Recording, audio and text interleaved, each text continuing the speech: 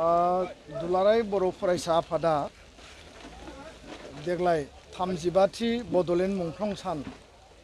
बे मुंख्लं सानखौ धेमाजिनि सिमेन्ट सापुरि बे एसबि बड' गोजौ फरायसालिनि गेवलां फोथाराव खुंफुंदों। जों बयबो मिथिगौ 1987 मायथाइनि 2 मार्चनिफ्राय बड'फा उपेन्द्रनाथ ब्रह्मनि दैदेननायाव आलादा रायजो बड'लेण्डनि थाखाय सोमावसारनाय जागायदोंमोन आरो बर'फ्रा जि समाव सेरखाय बेरखाय जानानै दङमोन, बर'फ्रा जि समाव गावजों गाव सिनायलायामोन, खौसेथि गैलायामोन, बे समाव बड'फाया आलादा रायजोनि सोमावसारनायनि गेजेरजों बुहुमनि बर'फोरखौ खौसे जानो खावलायदोंमोन, सोमावसारनायनि गेजेरजों खौसे जानो खावलायदोंमोन आरो बर' माहारिखौ गेरेमसा माहारि दानायनि गेजेरजों आलादा रायजो सोरजिनायनि जि सिमां बेखौ मोगथाङाव जाफुंहोनो थाखाय माखासे नारा नाथा गणतान्त्रिक आन्दलना बे समाव सोलिदोंमोन आरो बे गणतान्त्रिक शान्तिपूर्ण आन्दलननि जि माने ढौ आरो 1987 मायथाइनिनो दिनैनि बे 12 जुन खालि गुवाहाटीनि जाज फिल्डआव गिबि खेबनि थाखाय सोमावसारनायनि गिबि हाबाफारि हिसाबै मास रेलि लानाय जादोंमोन सुबुं गौमा आरो बे सुबुं गौमायाव फैनानै थांफिननाय समाव नलबारिनि टिहुआव जोंनि इनाय जोंनि माने हेंथा जोंनि माने मोजांखौ हास्थायै माखासे सुबुंफोरा गाग्लोबनायनि थाखाय सुजित नार्जारी जाय थाखो 9नि बै समाव फरायसामोन, बिथाङा मुंख्लं जानो गोनां जादों आरो बेनो जोंनि गिबि मुंख्लं। बिनि उनाव रौतायाव राजा लामा जथेनायनि जि थासारि, बे थासारियाव पुलिसनि गुलियाव बै समाव दलगावनि असिया गुलि गावनायनि थाखाय राजा लामा जथेग्राफोरखौ अलेन्द्र आरो कबिराम बिथां सानैया गुलिनि माने बलि जानो गोनां जायो, शहीद जानो गोनां जायो आरो बेबायदिनो भुमकानि जिनाहारि माने जि थासारि आरो गायदे हेलेना बिथां सानैखौ इनायै पुलिसा गावथारनाय, बेबायदि पुलिस आरो प्रशासन रुलिं आरो जायफोरा जोंनि हेंथा खालामग्रा बिथांमोननि गाग्लोबनायनि थाखाय गासै 1135 बड'लेण्डनि सोमावसारनायाव 6 बोसोरनि आन्दलनाव मुंख्लं जानो गोनां जादों आरो दिनै बिथांमोनखौ गोसोखांनानै जोङो 35थि बड'लेण्ड मुंख्लं सान जों दिनै फालिदों। नाथाय बिनि उनावबो बिएलटिनि हाथियार लानानै सोमावसारनाय जादों, एनडिएफबिनि हाथियार लानानै सोमावसारनाय जादों आरो दिनै बर'नि गेजेराव मुंख्लंफोरखौ जुदि हिसाब खालायोबा 6 बोसोरनि आन्दलनाव मुंख्लं जानो गोनां जादों आरो दिनै बिथांमोनखौ गोसोखांनानै जोङो 35थि बड'लेण्ड मुंख्लं सान जों दिनै फालिदों। नाथाय बिनि उनावबो बिएलटिनि हाथियार लानानै सोमावसारनाय जादों, एनडिएफबिनि हाथियार लानानै सोमावसारनाय जादों आरो दिनै बर'नि गेजेराव मुंख्लंफोरखौ जुदि हिसाब खालायोबा बे मुंख्लंफोरनि हिसाबा 5,000नि बांसिन जागोन। दा बेखायनो गासै मुंख्लंफोरनि सोरगोआरि जिउमानि आलो गोजोननि थाखाय इसोरनि आर'ज गाबबाय आरो लोगोसे मुंख्लं नखरफोरनि जि माने बिथांमोननि जिखिनि बेसेन, बिथांमोना जिखिनि दिनै दुखु खस्थ'आव दङ, गासै मुंख्लं नखरफोरनो जोङो दासिमबो मोजाङै बिथांमोननो सुबिदा होनो हायाखै बा सरकारनिफ्राय जोङो थोजासे दासिमबो मावफुंजोबनो हायाखै आरो आथिखालाव बिटिआर सुक्तिनि उनाव प्रमद बर' दैदेननाय बिटिआर काउन्सिल आरो बर' कसारि वेलफेयार अट'नमास काउन्सिल मानगोनां मिनिस्टार माने बसुमतारी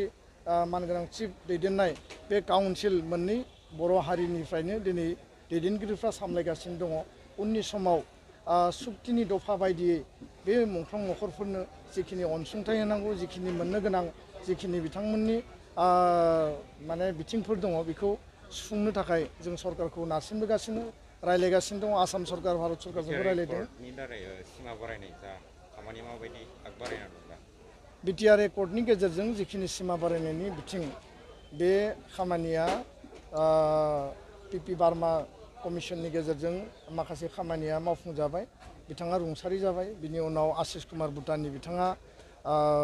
बिनि चेयारमेन जाबाय। दायो मोनसे फाइनाल स्टेपआव दङ आरो पलिटिकेल लेभेलाव गिबि मन्थ्रि बिथांजों रायज्लायबाय थानाय जादों। गोख्रैनो मोनसे मोजां आरो पजिटिभ रिजाल्ट मोनगोन आरो बिनि गेजेरजों बिटिआरनि सिमाया बारायगोन आरो बर' कसारि काउन्सिलनि गामि नटिफिकेसन खालामनांगौ, समस्ति दानांगौ, बिसायख'थि खुंनांगौ आरो बेयाव मर अट'नमास माने अधिक क्षमता होनांगौ, बे खामानिफोरखौबो जों बयबो एबसु, इउबिपिअ, सिगनेटरि आफाद आरो एनडिबिनि मोनब्रै आफादजों ज'यै लोगो नांनानै हाबा मावनांगोन।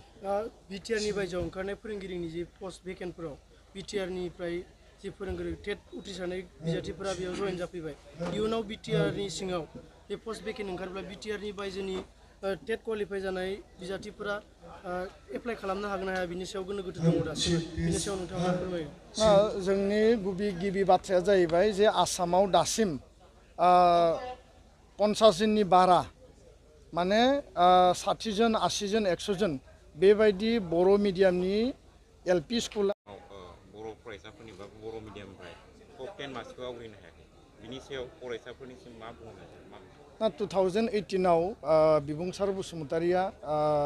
96% लानानै सेबायाव टप 10 मासि आवग्रिनो हादों। बिनि उनाव 2019आव सासे जोंनि फरायसुलि बेबो माने टप 10 मोननो थाखाय 3 मार्क्स ना 2 मार्क्स आङो एक्जेक्ट गोसोआव गैलिया मिनिमाम मोनसे मार्क्सनि थाखाय बियो माने टपाराव फैयाखै। देग्लाय जों नायबाय जे सानै माने जोंहा मनदिप बर' आरो दीपक बर' कुमारिकाटा इउएन एकाडेमि आरो खैराबारि इउएन एकाडेमिनि सानै स्टुडेन्टआ 97% मोनदों खिन्थु टपारनि लयेस्टआ 98। दा जों बेखौनो खावलायदों जे फरायसायाबो जिखिनि नाजाबावनांगौ बेखौ नाजानांगोन। फरायसा फरायसुलि जि जाया मानो गार्जेनाबो नाजानांगोन फोरोंगिरिफ्राबो नाजानांगोन। नाथाय बिनि गेजेरावनो जाय स्टुडेन्टआ 95, 96, 97 मोनबाय बिसोरो मोजां स्टुडेन्ट बिसोरो माने क्वालिटि इडुकेसननि गेजेरजों मोजाङै मार्क्स बिसोरो केरि खालामनो हादों। जोंनि जि